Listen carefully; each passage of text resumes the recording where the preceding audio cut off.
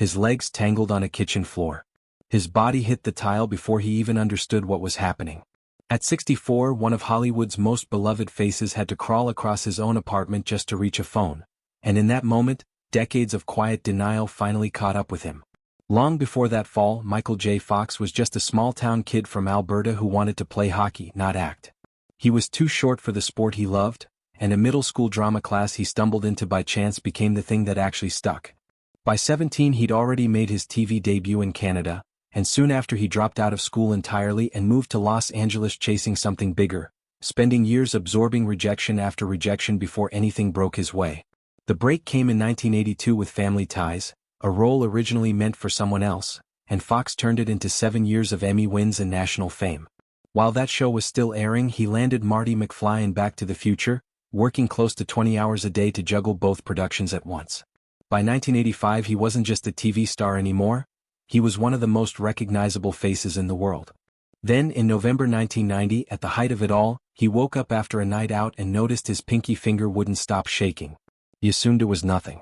A year later, a neurologist told him otherwise: early-onset Parkinson's, a diagnosis that almost never happens to someone his age. He was 29 years old, and doctors told him there was no cure, only decline. He refused to let anyone see it. 4 years, Fox lived two completely separate lives. Cheerful and sharp in public, exhausted from concealment in private. He learned to hold props to hide tremors, timed his medication like a chemistry experiment before every scene, and told almost no one the truth. The strain pushed him into daily drinking, a habit he later admitted became the only way he knew how to escape what was happening to his own body. The turning point came in 1992 when his wife Tracy Pollan looked at him after a night of drinking, their infant son crawling over him on the couch, and asked if this was really the man she'd married. She stayed. He got sober and stayed that way for over 30 years, though he later confessed that sobriety, without alcohol to hide behind, forced him to face the disease more directly than he ever had before. In 1998 he finally told the world the truth, choosing to speak about it on his own terms instead of continuing to hide. The response was massive, and instead of retreating from public life, he built a foundation that has since raised billions toward Parkinson's research, becoming one of the most influential patient advocates in the world. But the disease never stopped taking.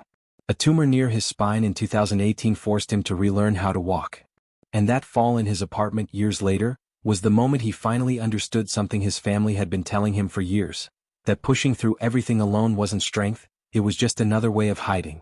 He's since let a documentary crew capture what he spent decades concealing, from the tremors to the humor he still somehow finds inside all of it.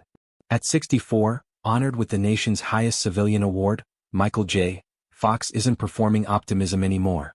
He's simply still here, still working, still finding meaning in a body that fights him every single day. If Michael J. Fox's story moved you, let us know in the comments. And subscribe for more stories behind the biggest names in Hollywood.